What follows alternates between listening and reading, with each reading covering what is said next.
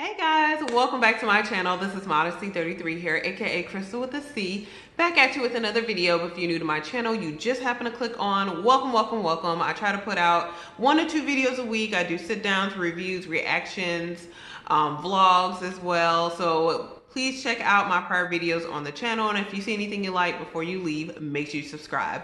So you guys, I'm back in the onesie. It is the first day of spring today, so I actually want to do a few reactions before getting to some other things I need to get done. So, and actually I think I might record another video. So the goal is to do 2 reactions today, to record 2 reactions today, and then also do a sit down video, probably something with one of my luxury bags. We'll see. So that's the goal. We'll see what we get done. But yeah, I did want to go ahead and pick back up on Cloak and Dagger. I did finish all the episodes of The Gifted Season 2. So episode 16 went up on the channel on Monday. So if you have not already seen that and you are interested in The Gifted Season 2, make sure you check that out. But yeah, I'm picking back up today on Cloak and Dagger Season 1. So I have 3 more episodes left to finish, you guys, 8, 9, and 10. I don't know the titles of them, but of course the titles will be in the description or the title of the video when I do upload it. So I do have 3 more reactions. I probably will get to 2 today, and then I'll have to upload, the both of them really before doing the last one. So we'll see what the time frame is on that. Hopefully I can get 1 out by next week. We'll see again. But yeah, so I'm on episode 8 now. I don't remember a whole lot about the prior episodes because I know I remember some things because it's been a while. It's been probably about a month since I've watched Cloak and Dagger. I remember some things, but I don't remember what episodes they fell into. Like, I remember the whole Groundhog Day episode where they were on the ship. They were talking to the girl's dad. I don't remember like all of their names. The scientist who worked at the company, Roxanne, I think, yeah. So I remember they were kind of like in that whole dream state, Groundhog Day kind of thing with him, and then they were able to get him out of that. So I remember that. I do remember, I'm trying to think, do I remember anything after that? Was that the last episode I actually saw? Because that's the one that's kind of on my head, that I'm, yeah, kind of remembering very clearly. That may have actually been the last episode. I think the episode was called Lotus Eater. I'm not for certain. So yeah, but yeah, I'm really intrigued to see what happens with Tandy and Tyrone, and see if they're able to really come to some resolution with Roxanne and with the dirty cop, O'Connor, I think is his name, and see like what happens with that. So yeah, anyway, you guys, I'm not going to prolong the intro any further because, again, I don't really remember the last episode all that clearly, but I'm certain as I watch this episode, a lot of things will come back to me. So anyway, you guys, I will see you on the other side with my review and observations. Hope you enjoy. Bye, guys. Bigger, stronger, braver. Even if someone else falls down, that's how you succeed. You hold up. Because you're my little girl, okay? Okay. Wet, fit, and close. Perfect, Katie. The rest of you are close. So, what are we going to do?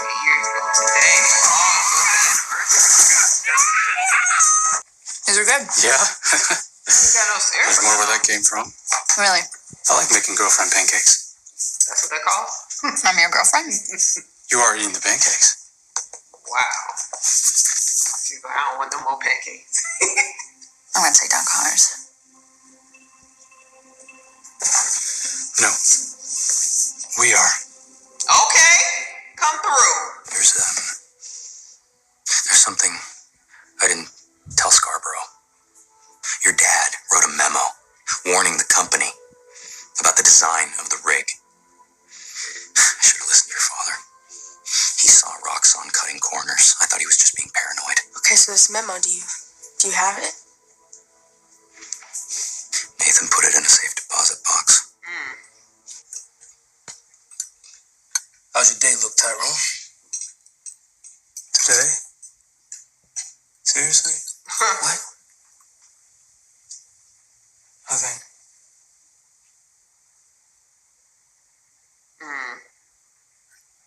They trying to avoid the subject. Wow, that's an eerie silence that they got going on. Is this candy? It is. Can I come in? No, you Not can't. today. Okay? Ty, today is today for me too. I've never had a girl love it before. Oh, yeah. Not that my parents know. Yeah, Relax. exactly. Okay? Parents love me. Yeah, I bet they do. Parents love me. You just come over, you Why are and you talk. here? What? No hug? Not even a handshake? Come on, Tandy. Tyrone? He's like, don't play with me. What's this? Oh, this is my friend. Tandy. Hi. Well, why did you stop by today, Tandy? Today, I guess.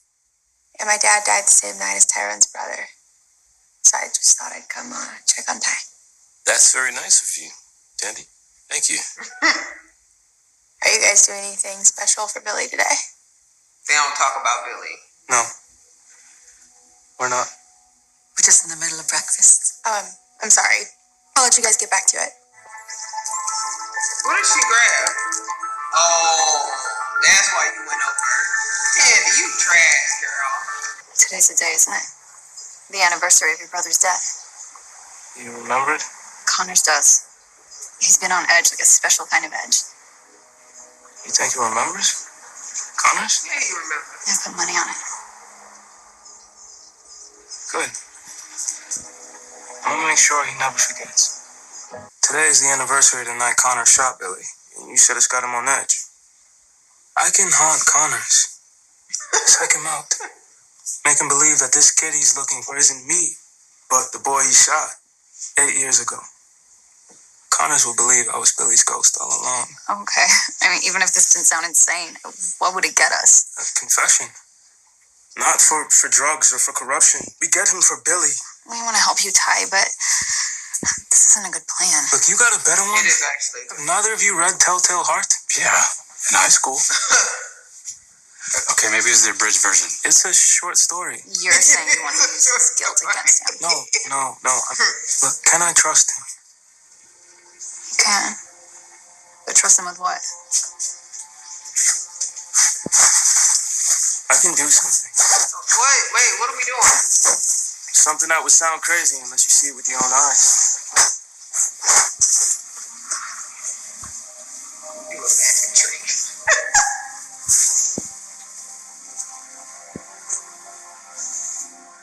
I think with this cloak, I can control it.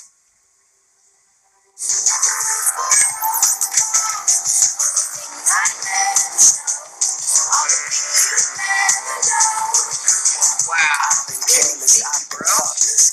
Know that I'm a work in progress. My heart's chaotic, empty bottles. I'll just sip this drink till it's alright. So did he show them what he could do?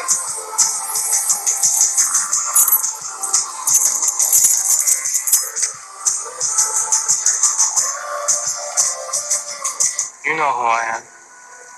You just tried to kill me. But you can't. Because you already did. I shot you. Okay, kid. I shot you. And you cleared the whole thing up, right? It happened quick. My uncle helped me get into Vice.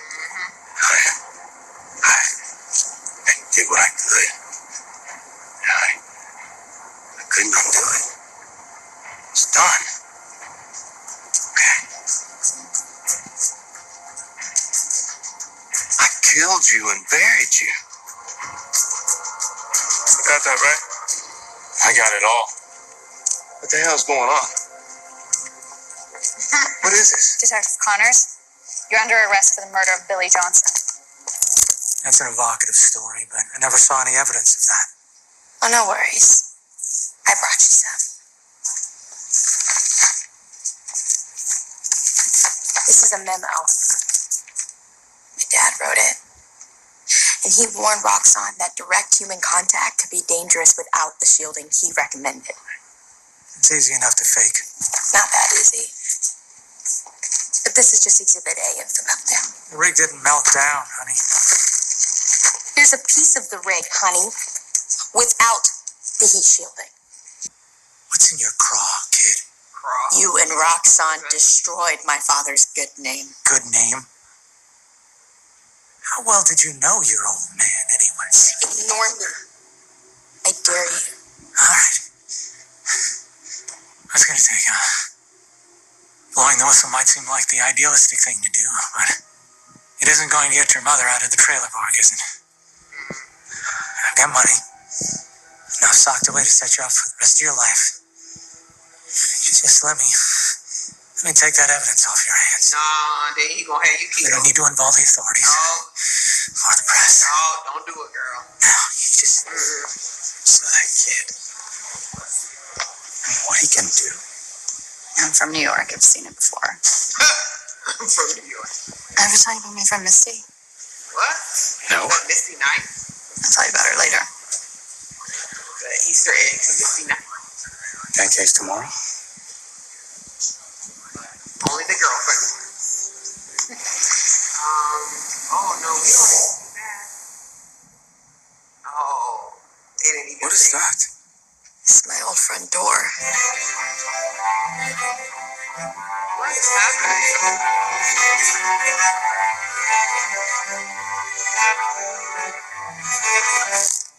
Okay, so that was maybe the fantasy. This is the reality of what it was.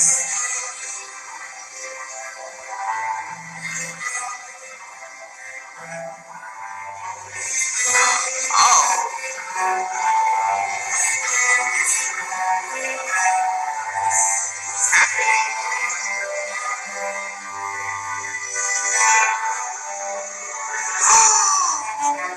What's Peter Scarborough. It's Tandy Bowen. I thought about it, and you know what? Oh, she wants some money now. I'll take the money. Happy. I wouldn't take that money though. I don't care if your dad was out here. I mean, I'm not gonna say I don't care. Not anymore. Wait, what's going on here? Maybe you would light it white. Even I still feel like the man can have her and her mama killed. Like, he still ain't no good. like that, but life I is don't know what hit him never with this song. like This song is so stressful, bro. now I feel Oh my God. like that. Life's never like Who that. sings the song? Please Life's stop. never like that. Hey, get up! This place looks like it's celebration pancake. in disarray. What's going on here? I just ride. How they put this whole man in the fridge? They put this whole man in the fridge. Listen. How did this joint take a seriously dark turn in the last like 10 minutes? I just do not understand, y'all.